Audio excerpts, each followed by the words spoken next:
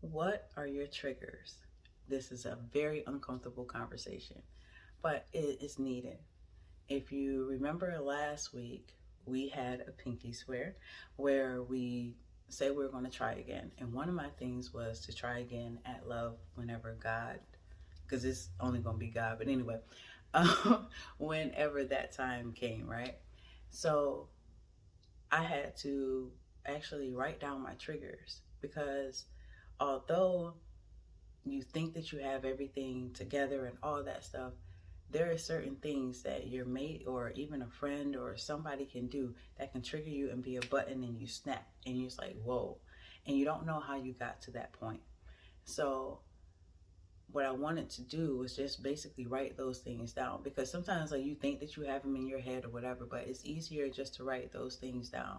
And that's the same encouragement that I want to give to you guys.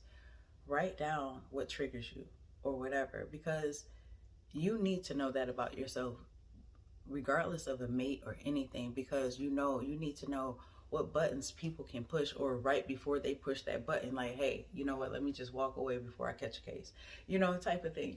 So it is very important that you actually just write out those things, because the worst thing is for you to be dating somebody. Just say we'll go back to that. You're dating somebody and they do something and it triggers something from your childhood or something like that, and they don't even know what they did, and then you can't even tell them what they did because you don't even know what triggered you. So my encouragement for today, if you can and whenever you're ready, if you're not mentally there, don't do it right now, but when you are mentally there, get a pen and piece of paper and write down your triggers. And it's also helpful that if you're not as verbal or whatever, you can actually just give the list to your mate. But, but make sure it's somebody that you really want to be with, or something along those lines, that you're actually going somewhere. Because the worst thing would be to give this list, and that's even if you want to share it. So that's another story. But giving this list to someone who's not going to cherish it and actually do right by it.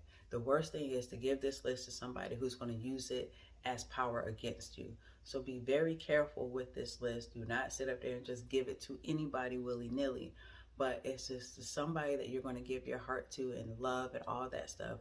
Make sure that you give them the list, or just at least tell them, hey, be careful what you do with me.